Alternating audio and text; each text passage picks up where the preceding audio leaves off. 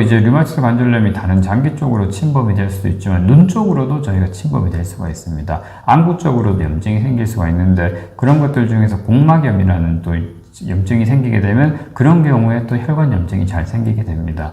저희가 이번 영상, 지난 영상에서도 한번 설명드렸던 것처럼 이런 자가면역 질환은 안과 질환하고도 또 관계가 크거든요. 그래서 보통 제가 이런 자가면역 질환 처음 진단받게 되면 꼭 안과 한번 가보시라고 제가 설명을 드리고, 또 안과에서도 그런 질환이 있으니까 류마티스 질환 한번 검사해보라고 권유를 하고 오시는 분들이 많습니다. 근데 그런 복막염증도 혈관염증을 유발하는 요인 중에 이제 악화인자 중에 하나이기 때문에 꼭 체크하는 것들이 곧 중요하겠습니다.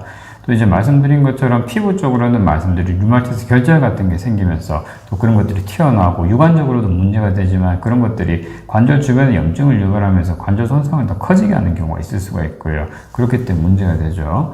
또 눈 쪽으로는 아까 말씀드린 곡막염 외에도 또 포도막염, 상곡막염 그런 염증들이 생길 수가 있고, 사실 뭐 저희가 그런 곡막염, 상곡막염 치료에 대해서는 저희가 또 안과 전문의는 아니기 때문에 자세하게 모릅니다. 네. 그렇기 때문에 저희는 그런 질환들이 있을 수 있다 말씀을 드리고, 꼭 안과 진료를 권유를 해드리고 제가 같이 진료를 하게 됩니다. 또 안과 쪽으로 어떤 증상들이 있을 수 있을까요? 건조로 인해서 각결막염이라든지 생길 수 있지 않나요? 네, 맞습니다.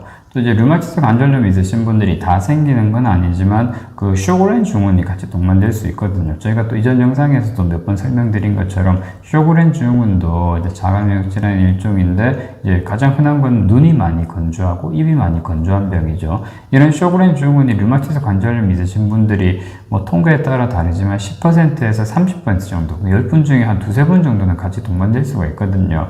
이런 경우에 눈이 많이 마르고 입이 많이 마르다, 그런 것들이 불편한 분들이 많고, 이런 쇼그렌 증후군이 있으면 눈물 분비가 잘 안 되니까 눈이 많이 마르고 뻑뻑하고, 그러다 보니까 눈에도 결막 염증이라든지 그런 것들이 많이 생기는 경우가 있습니다. 그래서 보통 이런 것들이 있어서 저희가 진단하고, 이게 침 분비가 잘 안 되면 제가 또 침 분비가 되는 약이라든지 그런 것들이 있는데 그런 거 처방을 해드리게 되고, 안과는 보통 증상 계속 있어서 안과 진료를 이제 보실 수 있도록 저희 연결을 해드리면은 보통 안과에서 안약이라든지 많이 심한 경우에 안연고 같은 것도 바르시고 하더라고요. 그런 경우에 또 많이 호전되는 경우가 많이 있습니다.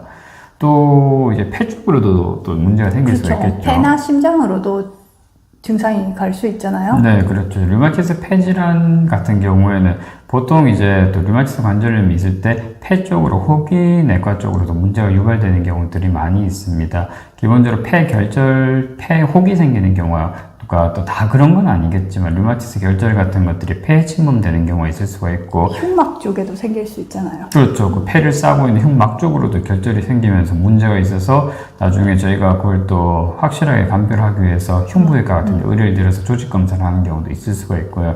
또 폐가 이제 간질성 폐렴이라고 해서 폐가 뿌얘지면서 같이 염증이 생기는 경우들이 있을 수 있습니다. 그래서 그런 것들이 또 있게 되면은 저희가 다른 합병증이 생기기 전에 미리 조절하는 것들이 중요하기 때문에 조절을 해야 되고, 만일 하나 또 그런 폐 쪽으로 문제가 생기면 저희가 약 쓰는 것도 제한적이 될 수가 있거든요. 그렇기 때문에 그런 것들은 꼭 이제 문제가 있을 수 있기 때문에 류마티스 내과 선생님과 상의를 하셔가지고 합병증 유무를 감별하는 것들이 중요하겠습니다.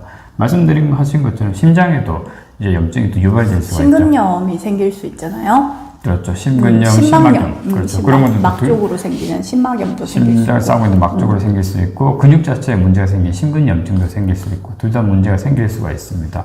또 이제 그런 염증 자체는 사실 또 빈도가 그렇게 많진 않은데, 또 기본적으로 이제 자가면역 질환 있으신 분들이 동맥경화가 또 잘 생길 수가 있거든요. 그 동맥경화가 잘 진행되면 보통 이제 고혈압, 당뇨, 고지혈증 그런 것들이 동반이 되면서 혈관에 기름때가 차면서 막히는 이제 동맥 질환이 생길 수가 있는데, 또 기본적으로 이제 자가면역 질환이 있으신 분들이 만성염증이 전반적으로 유발이 됩니다. 전신에 만성염증이 유발이 되기 때문에 그걸로 인해서 면역기능 관련해서 이제 사이토카인 면역 복합체 같은 것들이 활성이 되면서 그로 인해서 이제 관상동맥 질환, 이제 심장에 가는 심장에 크게 세 동맥이 있는데 그것들이 이제 관상동맥 질환이거든요. 그런 것들이 관상동맥이 막히게 되면 협심증, 심근경색 같은 것들이 잘 생길 수가 있는 겁니다. 그래서 꼭 이제 저희가 이런 자가면역 질환 있으신 분들은 동맥경화, 그 다음에 그 관상동맥 질환, 심장 문제들이 잘 생길 수 있기 때문에 제가 또 기본적으로 검사를 하면서 콜레스테롤 수치가 높다, 꼭 낮출 수 있도록 저희 권유를 해드리고, 혹시라도 약이 갈수록 많아진다, 그렇죠? 그렇죠. 이제 안 그래도 류마티스 질환 진단받으신 분들이 많이 약이 드셔야 있는데 되는데. 또 이제 당뇨도 이제 의심이 되고 콜레스테롤 수치 높으니까 같이 조절해야 한다면 약이 또 많다고 이제 또 걱정을 하시는 분들이 많아요. 요즘은 약을 많이 드시면서 유병장수를 하셔야 되기 때문에 그렇죠. 고지혈약도 같이 드시는 것을 꼭 추천드립니다. 네, 기본적으로 자가면역장애 있으신 분들은 좀 더 보통 사람보다 위험성이 클 수 있기 때문에 좀 더 낮게 유지가 돼야 되거든요. 저희가 뭐 있다고 해서 무조건 또 약을 드리는 건 아니고 좀 경한 경우에는 최대한 식이 조절하고 경과를 보자고 말씀을 드리고 식이 조절로 안 되는 경우에는 이제 약물 치료를 본격적으로 빨리 시작을 해서 그런 합병증을 막을 수 있도록 조절하는 것들이 중요하죠.